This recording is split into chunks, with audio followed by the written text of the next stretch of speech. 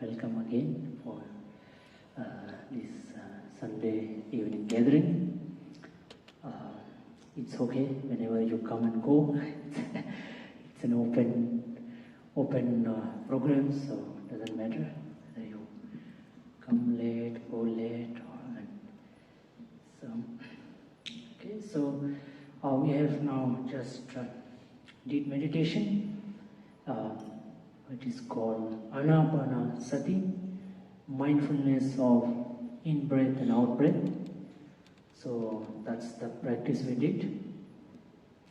So this is something that you can do daily in your home.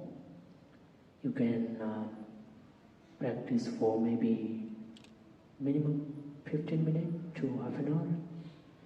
I think half an hour is needed because 15 minutes is required to bring yourself in the present, and another 15 minutes to actually feel the joy of meditation. So half an hour is required, but a lot of people, they say we don't get time. But you can manage time. You have to get rid of some of that waste of time, some of the things that you spend on many things. And of course this meditation, when you do early in the morning, or say the first thing in the morning, this will help you to be mindful of your speech and action throughout the day, and that helps us a lot to avoid some of the mistakes, some of the restlessness, and some of the things that we say and do, and in fact the time that we spend, because we only have limited time in a day, 24 hours, not more, not less. So it also helps you in managing your time. It helps you to save time, in fact, I would say earn time, because you can earn your time, right, by being mindful. So this is something I would urge you all to do, minimum half an hour in the morning, also possible a little bit in the evening, as a habit you can do, that can guide you, that can of course generate mindfulness, and that mindfulness can guide you throughout your day. And that mindfulness can help you to better manage your life, and you can do lot more in your day, in your day-to-day life. So today, my topic of this talk, which I will speak for maybe 15 minutes, is from Anguttara Nikaya, the collection of talk, Discourse of Buddha in numerical form. So there is this section in Buddhist scripture where the whole, because Buddha used to speak in terms of number, he would say there are one thing, there are two things, there are three things, like that 11. Sometimes he would say there are 5 faculties, sometimes he would say there are 4 noble truths, sometimes he would say there are 8 fold paths, things like that. So he was very specific about number. He would speak very specific. He won't speak very unclear or haphazard manner. He was a great speaker and a very skillful teacher. The Buddha was a skillful teacher, and he knew what to speak to whom, and that power he had. So of course he would speak in that way. So today this sutra was spoken to Diga Janu, and he's speaking about the happiness of family man. So I'm sure most of you are either family man or very soon going to be a family man, right? So he spoke about how to be a happy family man, because he's not speaking all of you to just become monk, sannyasa like that, but he's speaking to us, to you, that you can also make your life happier. So in that he is speaking about 4 things. He says these 4 things lead to the welfare and happiness of a gentleman in this life. What 4? So there is accomplishment in initiative, protection, good friendship, and balanced finances. So what is number 1? What is accomplishment in initiative? So the number 1, it is called accomplishment. So basically you have to accomplish yourself, and Buddha's teaching is always about training, always about improving, stage by stage, one by one, step by step, day by day, bit by bit. So we are all, in a way, work in progress, We don't become accomplished, of course, in one day, so it takes time. So what Buddha is saying, it is when a gentleman earns a living by means such as farming, trade, raising cattle, archery, government service, or one of the professions. He understands how to go about these things in order to complete and organize the work. This is called accomplishment in initiative. So he is emphasizing all of you to be accomplished in whatever livelihood you have, whether it is job, whether it is business, whether any other services that you are doing, engaged in to live your life, to sort of go by, you are earning basically. So he has given this. He said this is one of the happiness, Okay, so I would also give the background. So before I go to the next one, because he says that the person, his name Digajanu, he says to the Buddha, "Sir, we are lay people who enjoy sensual pleasure and living at home with our children. We use sandalwood imported from Kasi. We wear garlands, perfumes, and makeup. We accept gold and money. May the Buddha please teach us the Dhamma in a way that leads to our welfare and happiness in this life and in future life."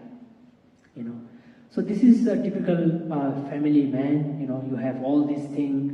So how do we do? How do I have so many things, and many of you, of course, ask the same question. That it is life has so many things in our family. We have a lot of things to do. There are a lot of things around us. So that Buddha says that those are okay, but you can do these 4. So of course the first one is a livelihood. So it's very important for a man, for a person, for a family man to have a proper income. It's very important. Income is very important. Some kind of income, or whether it is from family job or whatever. So basically you have to work. You have to work, and then you become accomplished. That will become the source of your happiness. Because if you don't have a stable income, you have to worry for every single day. You have to worry for your bill, for your electricity bill, for your grocery, for whatever. So we can't neglect the income, the finance. Basically your job. Let's say your job. Let's say your job. So many people will do different things. So job or business, you have to be accomplished in that. You have to make yourself skillful, efficient. expert in your own field. It's very important. Of course, it takes care of your living. And I think sometimes there are people who have sufficient, say, balance. They have huge some income coming and without working, like rent or other thing, or some family money, But still, one should do something so that one is occupied, One is occupied. And then also one gets this sense of joy that you are doing something, you are accomplished in something, you are expert in something. Okay, so there can be many advantages of that, And secondly, what is the accomplishment in protection? It is when a gentleman owns legitimate wealth that he has earned by his own effort and initiative, built up with his own hands, gathered by the sweat of the brow. He ensures it is guarded and protected, thinking, how can I prevent my wealth from being taken away by rulers or bandits, consumed by fire, swept away by flood, or taken by unloved heirs? This is called accomplishment in protection.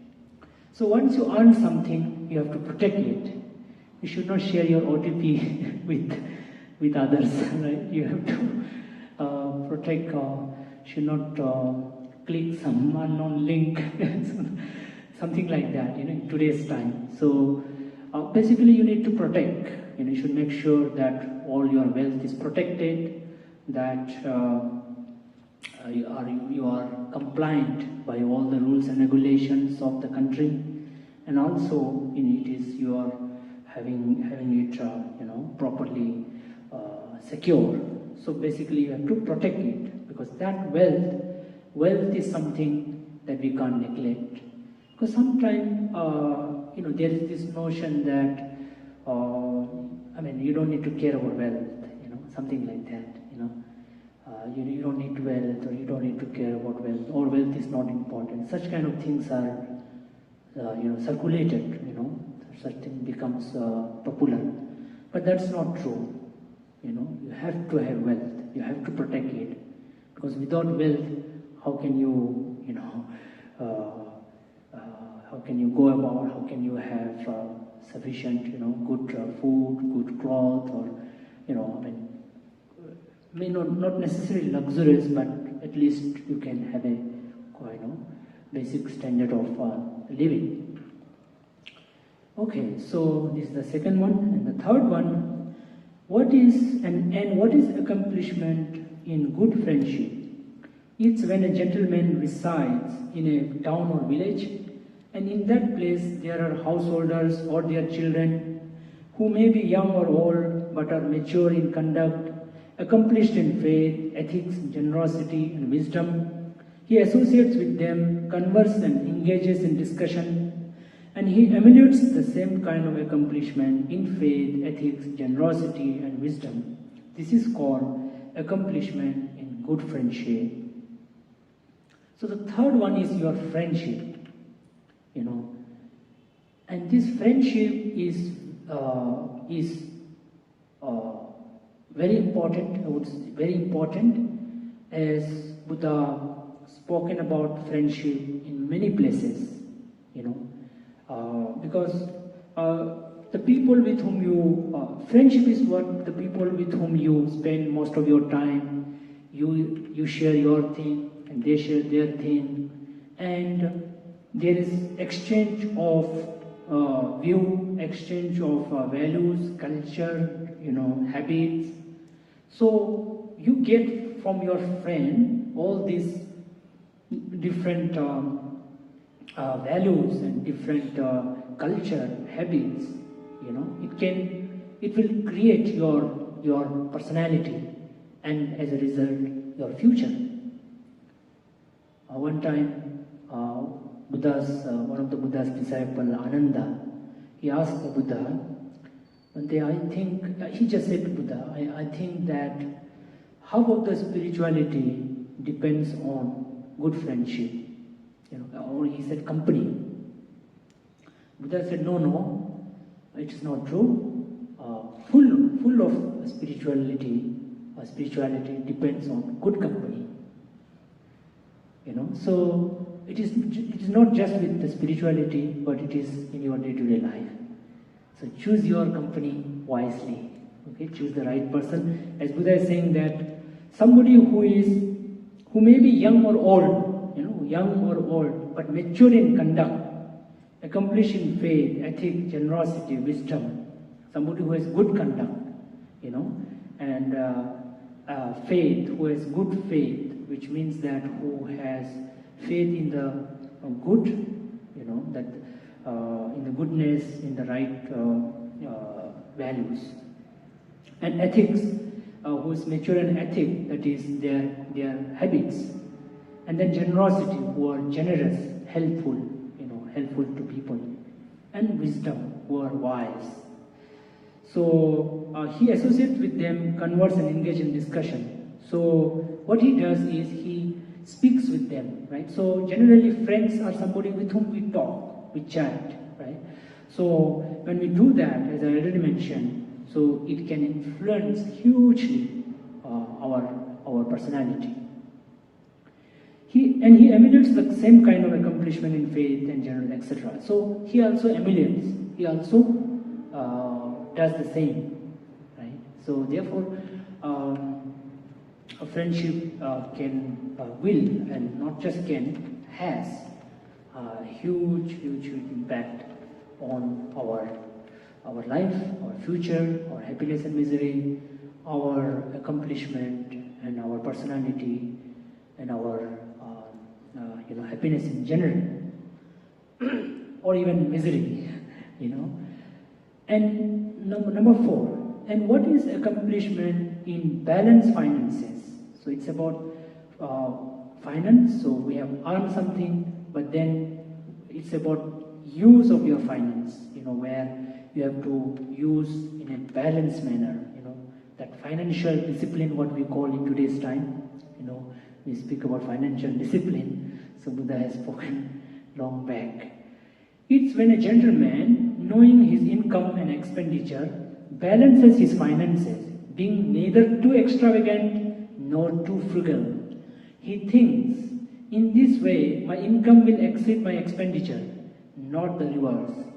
It's like an appraiser or their apprentice who, holding up the scales, knows that it's low by this much or high by this much. In the same way, a gentleman, knowing his income and expenditure, balances his finances, being neither too extravagant nor too frugal. He thinks, in this way, my income will exceed my expenditure. Not the reverse. If the gentleman has little income but an opulent life, people will say, this gentleman eats their own wealth like a fig eater. If the gentleman has a large income but a Spartan life, people will say, this gentleman is starving themselves to death.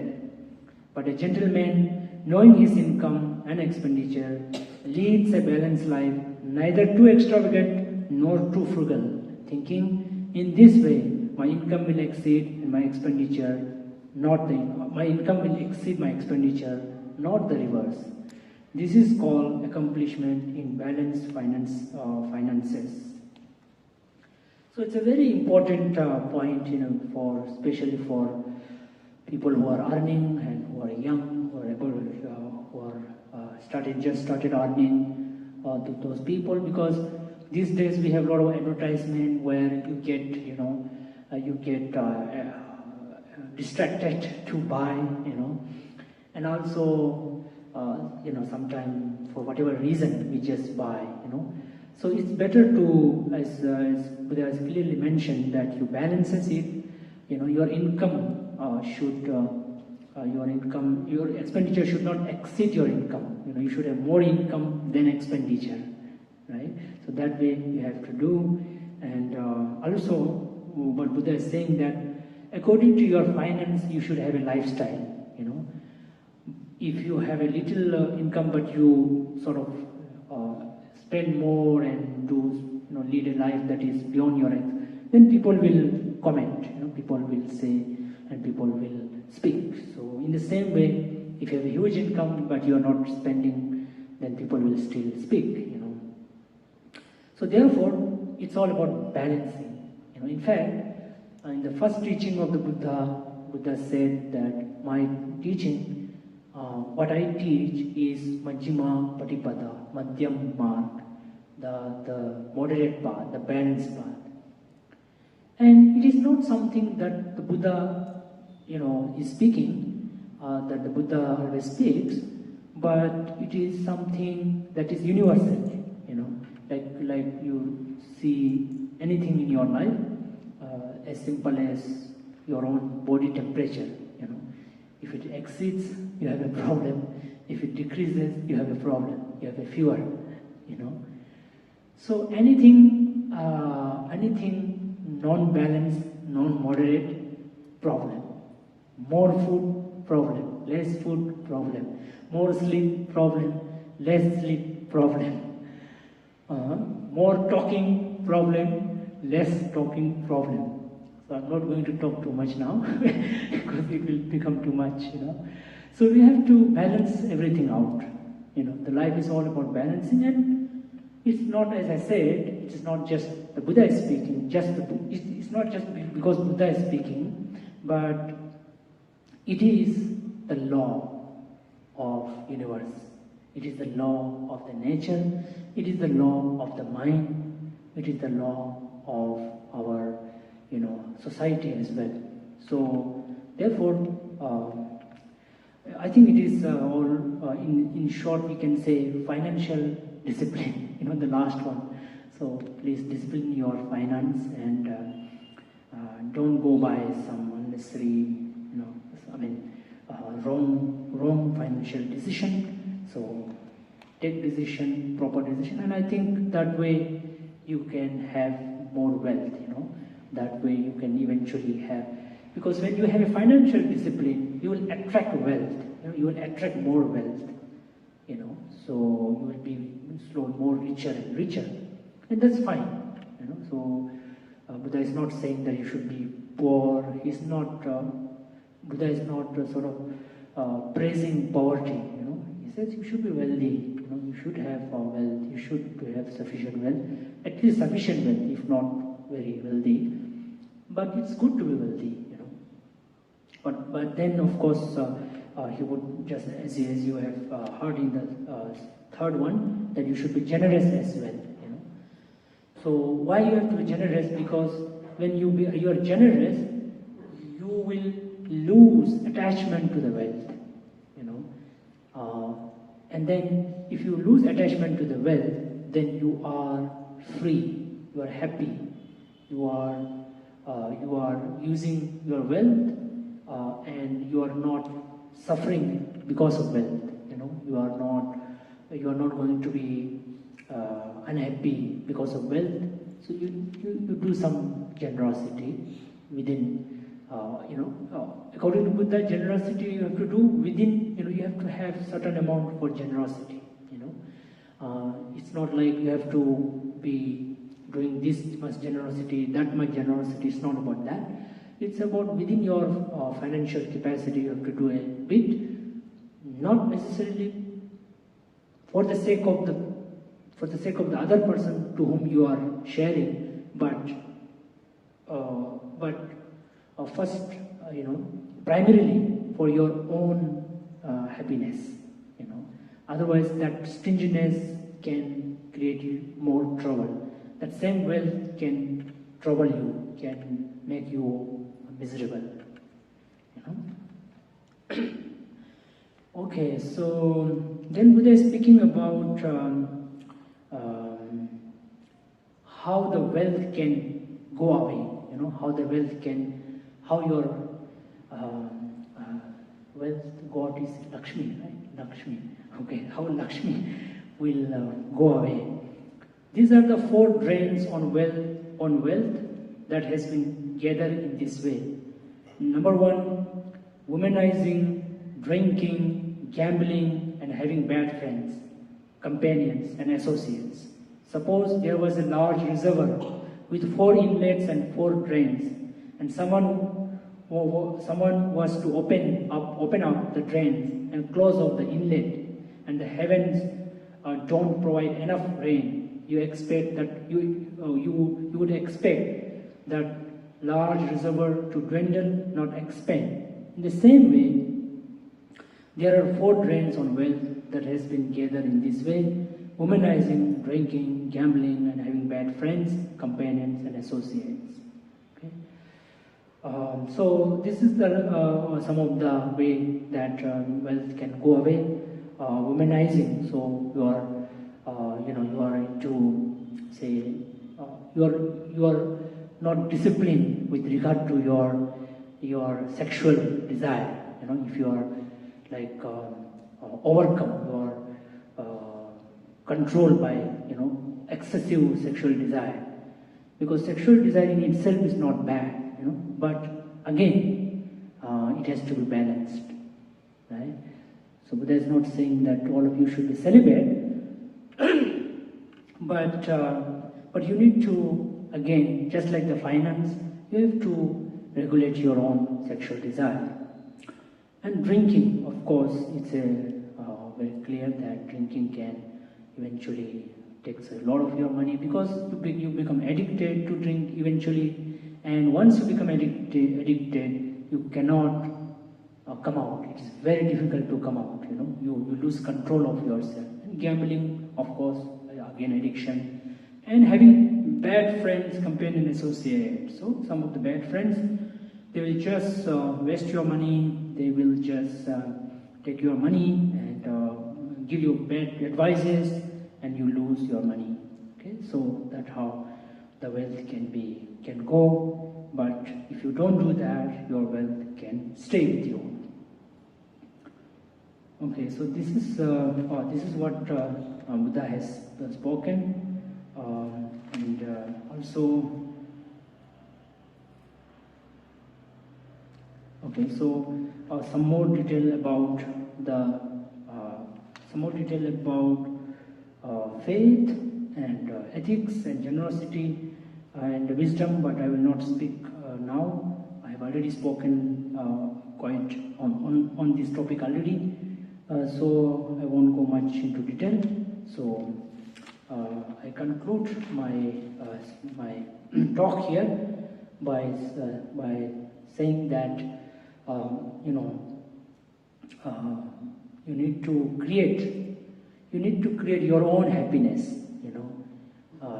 Your happiness is in your hand, and you are responsible for your happiness. As Buddha said, I can just show the way, but you have to walk. That's what Buddha said. And it also tells us that even as a family man, we can create happiness. Because sometimes people say that oh, as a family man, it is very difficult to be happy, to be dharmic, very difficult. How can it happen, But you need not be like a monk, you're not supposed to be a monk. In fact, you can enjoy, you can have wealth, but as Buddha mentioned, in a way that is moderate. You're moderate, so it's perfectly fine. There's no, you don't need to think that if you are enjoying your wealth, if you have a good thing in your life, then it's fine, And friendship, of course, if you have good friend, helps you a lot, very much. It helps you a lot. Okay, so I think I conclude here my talk, and maybe now we open and we invite you to have to put your question. If you have any question, you can ask.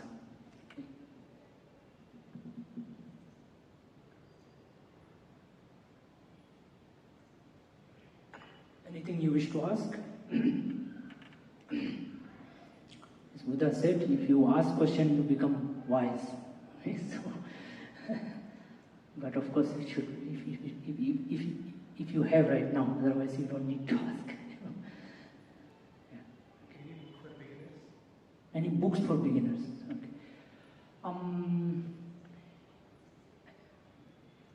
I would say that we have a store outside at the front gate, near the gate, and there are many titles there, so English, Telugu, and I don't know, some Hindi as well.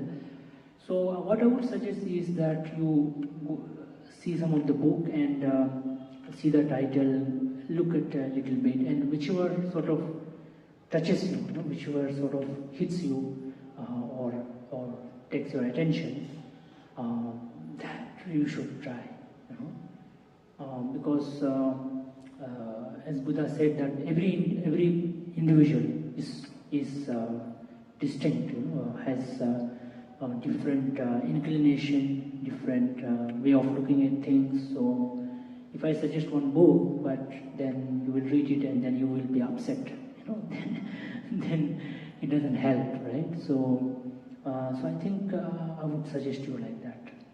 Yeah. So just go there, but then see, you need to make some effort, right? You need to see more books, a little bit of more books. So you need to make some effort, And when you make effort, you get the right book, and that will help you, right? Okay. Any other question? It's the question regarding the settlement. Okay. For the purpose of settlement, every path of in our life getting shut down. It's a kind of play kind of situation. What sort of path we should have to follow? What sort of path? Path we have to follow. Settling in your life, you are saying? Whatever. It's a kind of job or whatever in the kind of financial settlement. Okay. Like a general settlement kind of thing, right? Yeah. Okay. Yes, that kind of settlement will go into fulfill entire kind of societal fulfillment and family fulfillment, whatever. Yeah, so now if you look at today's talk, today's teaching, you need to get a job, right? You need to have source of income, right? So that is one way of settling, right? That is that will that will take care of your day, right? In the sense that you are occupied, right? As I was also saying that some people need not work because they have big money, right? They have wealth, but still they also should engage in something, to spend their day, so that they are settled, their mind is settled, because our mind always wants something,